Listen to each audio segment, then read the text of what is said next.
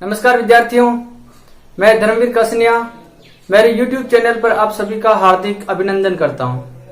विद्यार्थियों, आज हम अपना नया टॉपिक लेते हैं केंचुआ।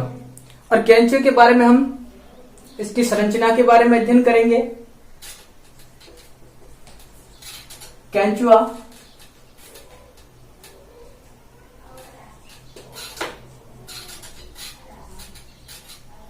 देखते हैं। ये जो केंचुआ होता है, पहले इसका वर्गीकरण देखते हैं।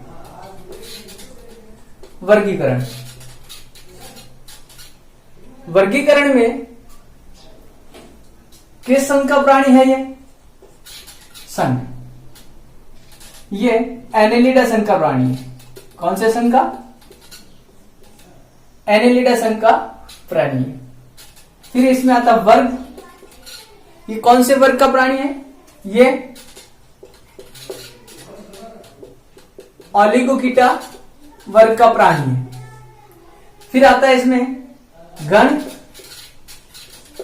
गण कौन सा होता है इसमें? गण होता है इसका ओलाइगोकीटा। ओलाइगोकीटा, ठीक है। फिर आता है इसका वंश फेरेटिमा। और इसकी जाति जो होती है वो पोस्ट्यूमा होती है। पोस्ट्यूमा, ठीक है। ये हो जाता है इसका वर्गीकरण, ठीक है। वर्गीकरण के बाद हम इसकी बाह्य संरचना का अध्ययन करते हैं। वर्गीकरण के बाद क्या करते हैं? हम इसकी बाह्य संरचना का अध्ययन करते हैं, ठीक है। देखते हैं बाह्य संरचना में क्या क्या आता है। बाह्य संरचना में इसके जो आकारिकी है, आकारिकी जो लक्षण होते हैं और इसके शरीर में कौन कौन सी संरचनाएं पाई जाती है उसके बारे में देखते हैं। तो सबसे पहले तो हम देखें, एनेलिडा संघ का प्राणी है और इसका शरीर ये बेलनाकार दिखाई दे रहा है। बेलनाकार है। इसके शरीर की जो टोटल लंबाई होती है, बाह्य संरचना, बाह्य संरचना लंबाई कितनी होती है? टोटल इसकी लंबाई होती है लगभग 150 मिलीमीटर। इसके शरीर की चौड़ाई जो होती है वो 3 से 4 मिलीमीटर होती है, ठीक है। इसका जो शरीर होता है वो खंडों में बंटा होता है। शरीर खंडों में बंटा होता है और शरीर में टोटल खंड होते हैं लगभग 100 से 120 खंड होते हैं। कितने होते हैं?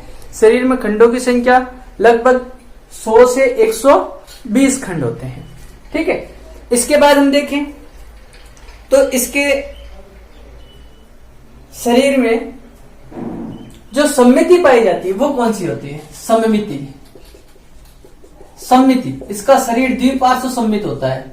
द्विपार्श्व सममित होता है, अर्थात इसका जो शरीर है वो दाएं और बाएं भाग में बांटा जाए तो बराबर 2 भाग बन जाते हैं, दायां और बायां भाग, और दोनों भागों की संरचना बिल्कुल समान होती है, एक जैसी होती है। तो इस कारण इसकी सममिति है वो क्या है? द्विपार्श्व सममिति है, ठीक है। और इसके बाद देखें तो इस केंचुए का रंग कैसा होता है? ये रंग होता है इसका ताम्रवर्ण। कैसा होता है? इसका रंग ताम्रवर्ण होता है, तांबे जैसा इसका रंग होता है, ठीक है। शरीर इसका बेलनाकार होता है, शरीर खंडों में बंटा होता है ना। शरीर कैसा होता है? बेलनाकार होता है। शरीर कैसा होता है? बेलनाकार होता है। जो अग्रशिरा होता है इसका वो नुकीला होता है। अग्रशिरा नुकीला होता है और जो पश्च शिरा होता है, पीछे का शिरा, ये पश्च शिरा ये गोल होता है। कैसा होता है? गोल होता है, ठीक है। अग्रशिरा नुकीला होता है और पश्च शिरा गोल होता है। इसके अग्रशिरे को परितुंड भी कहा जाता है। क्या कहा जाता है? परितुंड। परितुंड कहा जाता है। अग्रशिरे को क्या कहा जाता है? परितुंड कहा जाता है, ठीक है। फिर देखते हैं तो इसके अग्रशिरे में जो सिर होता है वो अनुपस्थित होता है। सिर अनुपस्थित होता है, इसमें सिर जैसी कोई संरचना नहीं होती है, ठीक है। उसको परितुंड कहते हैं। क्या कहते हैं? ये मुख जैसी संरचना होती है। देखते हैं इसके मुख कैसा होता है। मुख, इसका जो प्रथम खंड होता है इसमें अर्धचंद्राकार एक मुख होता है, ठीक है, जिसमें एक मांसल संरचना लटकी होती है जिसको परितुंड कहते हैं।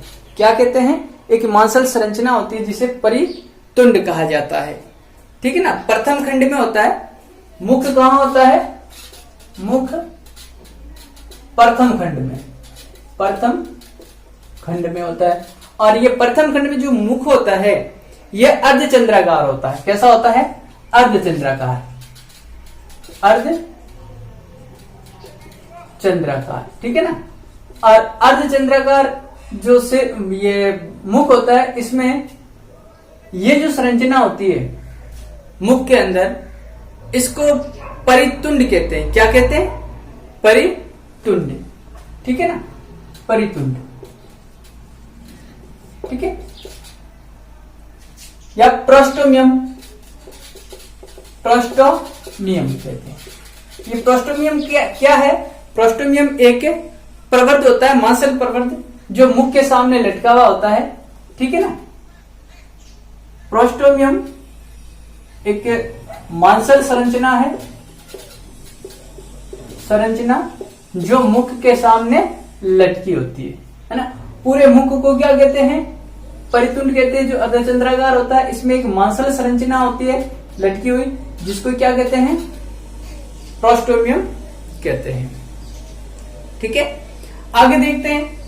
आगे केंचुए में इसमें और बहुत सी संरचनाएं होती है। जैसे इसमें एक पर्याणिका होती है। क्या होती है? पर्याणिका या क्लाइटेलम। ये 14वें, 15वें और 16वें खंड में होती है। कौन से खंडों में होती है? 14वें, 15वें और 16वें खंडों में पर्याणिका होती है। और ये जो पर्याणिका होती है ये केंचुए के अंदर एक ग्रंथिल गोलाकार पट्टी होती है। क्या होती है ये? एक ग्रंथिल गोलाकार पट्टी होती है जिसमें खंड अनुपस्थित होते हैं। और इसमें जो 14वां खंड होता है इसमें नर जननेरंध्र पाया जाता है, फीमेल जीनोफोर पाया जाता है। और इसका जो 17वां खंड और 19वां खंड होता है केंचुए में, उस 17वें और 19वें खंड में जनन अंकुरक पाए जाते हैं, जेनाइटल पेपिला। और जो ये 18वां खंड होता है इसमें नर जननरंध्र पाए जाते हैं। ध्यान रखिएगा, जो जनन अंकुरक होते हैं वो दो जोड़ी होते हैं। एक तो होता है 17वां खंड, एक जोड़ी 17वें खंड में और दूसरी जोड़ी 19वें खंड में होती है। और जो फीमेल जीनोफोर होती है वो 14वें खंड में मध्य में अधर सतह पर होते हैं। कहां पर होते हैं? ये जो फीमेल जीनोफोर होता है, मादा जनन रंध्र जो होता है ये मध्य सतह पर होता है 14वें खंड में, ठीक है, मध्य खंड में अधर सतह पर। और जो फीमेल जीनोफोर होता है ये फीमेल जीनोफोर अधर सतह के पार्श्व में होते हैं। कहां होते हैं? अधर सतह के पार्श्व में होते हैं, ठीक है, एक जोड़ी होते हैं। आगे देखिए फिर एक आपके आता है इसमें शुक्रग्राहिका रंध्र। क्या आते हैं? शुक्रग्राहिका रंध्र। ये 5वें और 9वें खंड में होते हैं, है ना। किसमें? 5वें और 9वें खंड में, ठीक है। 4 जोड़ी होते हैं जो 5वें और 9वें खंड में होते हैं, अधर पार्श्व भाग में होते हैं। कौन से? शुक्रग्राहिका रंध्र। यहां 5वें और 9वें खंड में शुक्रग्राहिका रंध्र होते हैं। क्या होते हैं? शुक्रग्राहिका रंध्र पाए जाते हैं। कौन कौन से खंड में? 5वें और 9वें खंड में, ठीक है। अब आगे देखो, उत्सर्जन अंग, है ना, नेफ्रिडिया, वृक्क कह सकते हो, है ना, वृक्क नहीं, वृक्क, नेफ्रिडिया। ये नेफ्रिडिया क्या काम करते हैं? उत्सर्जन का काम करते हैं। किसका काम करते हैं? उत्सर्जन का काम करते हैं।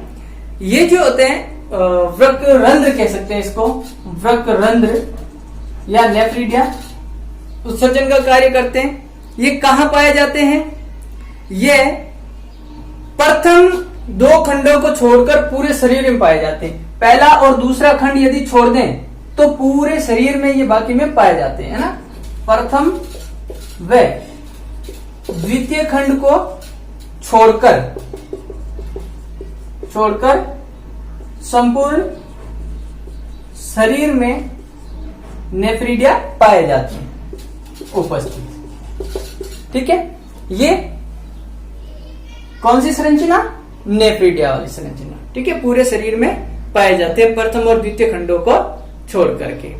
फिर आगे देखें तो इसमें सीटी आती है, सीटी या शुक्र। ये जो संरचनाएं होती है ये गमनांक का कार्य करती है। किसका कार्य करती है? गमनांक, गमन में सहायक होती है ये। ठीक है ना, इसकी गति में सहायक होती है। शुक्र या सीटी कहते हैं इनको।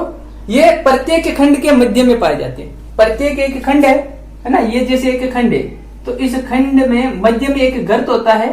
ठीक है, इस मध्य में एक गर्त होता है, उसके अंदर ये सीटी पाई जाती है। ठीक है ना, ये इस प्रकार से सीटी संरचनाएं होती है जो प्रत्येक खंड के मध्य में पाई जाती है। और इसका काम क्या होता है?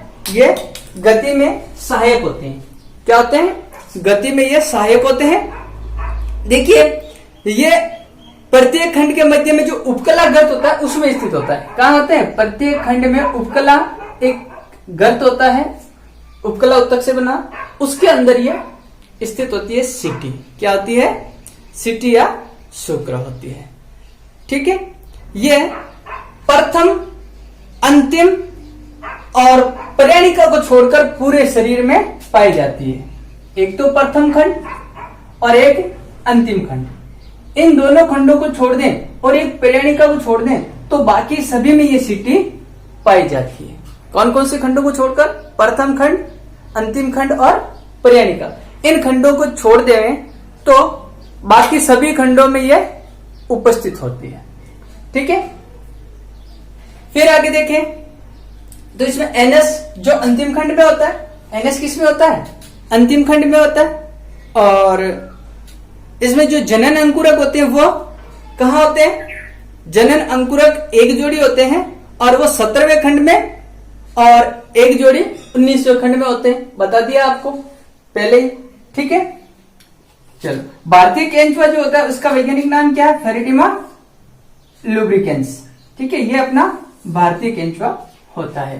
ठीक है, ये अपने इसकी हो जाती है बाह्य संरचना। बाह्य संरचना में कुछ बातें और बता देता हूं।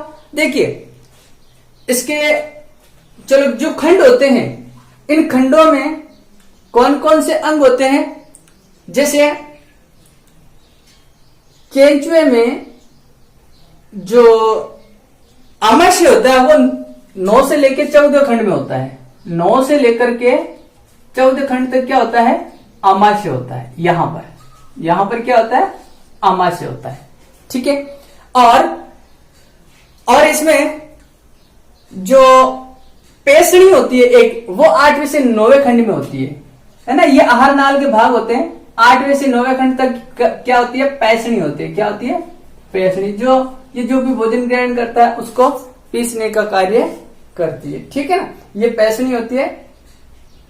ठीक है, फिर इसके बाद आमाशय आता है। 9वें से 14वें खंड तक, 8वें 9वें खंड में पेशणी होती है और 5वें से 9वें खंड में शुक्र ग्राहिका रंध्र होते हैं। बता दिया आपको पहले ही। चलो, ये इसकी बाह्य संरचना आपके कंप्लीट होती है। ठीक है, इसके बाद आता है आपके आंतरिक संरचना, केंचुए की आंतरिक संरचना। ठीक है, देखते हैं आंतरिक संरचना में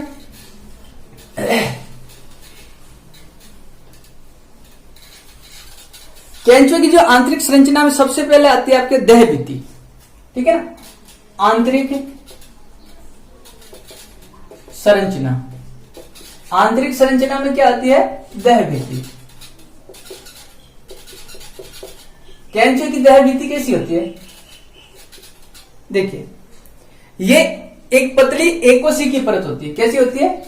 पतली एकोशिकीय परत होती है। केंचुए की देहभित्ति कैसी होती है? पतली होती है, एक कोशिकीय परत होती है।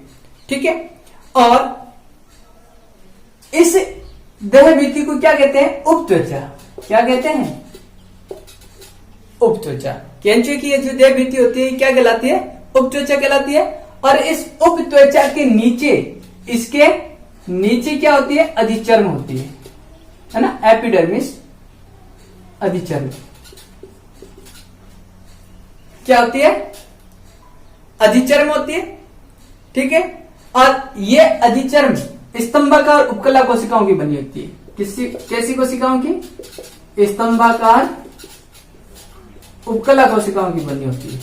उपकला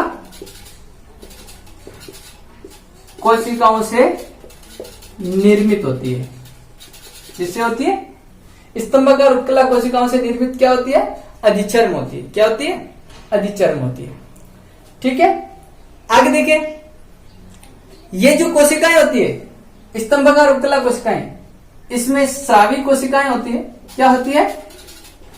स्रावी कोशिकाएं, जो कुछ स्राव उत्पन्न करती है, जो केंचुए की जो सतह होती है, त्वचा होती है, उसको नम बनाने का कार्य करती है, ठीक है। फिर हम देखते हैं केंचुए में श्वसन तंत्र के बारे में। केंचुए का श्वसन तंत्र कैसा होता है? देखिए, केंचुए का श्वसन तंत्र, ठीक है। केंचुए का श्वसन तंत्र। दोस्तों, केंचुए में कोई विशेष श्वसन तंत्र नहीं पाया जाता है। केंचुए में कोई विशेष प्रकार का श्वसन तंत्र नहीं पाया जाता है, ठीक है ना। श्वसन तंत्र का इसमें अभाव पाया जाता है। इसमें केवल त्वचीय श्वसन होता है। क्या होता है? त्वचीय श्वसन, ठीक है ना। त्वचीय श्वसन होता है, ठीक है। विशिष्ट श्वसन तंत्र का अभाव होता है। विशिष्ट श्वसन तंत्र का अभाव होता है। इसमें कोई विशेष प्रकार का श्वसन तंत्र नहीं पाया जाता है। इसमें श्वसन किससे होता है? त्वचीय श्वसन होता है। केंचुए में कौन सा श्वसन होता है? त्वचीय श्वसन होता है, ठीक है। इसमें त्वचा से जो ऑक्सीजन ग्रहण की जाती है, वो ऑक्सीजन पूरे शरीर में ऊतकों तक पहुंचाई जाती है। हीमोग्लोबिन इसमें पाया जाता है, इसके रक्त में, ठीक है ना। इसमें बंद प्रकार का परिसंचरण तंत्र पाया जाता है। परिसंचरण तंत्र का हम आगे अध्ययन करेंगे। इसमें जो रुधिर वर्णक है ना, श्वसन वर्णक, ये हीमोग्लोबिन होता है, हीमोग्लोबिन, ठीक है। और हीमोग्लोबिन इसमें रक्त प्लाज्मा में गुलित अवस्था में होता है। किस प्रकार से होता है ये हीमोग्लोबिन? हीमोग्लोबिन रुधिर प्लाज्मा में या रक्त प्लाज्मा में घुली हुई अवस्था में रहता है ना। हीमोग्लोबिन रुधिर प्लाज्मा में गुलित अवस्था में होता है ना। गुलित अवस्था में होता है, ठीक है। जो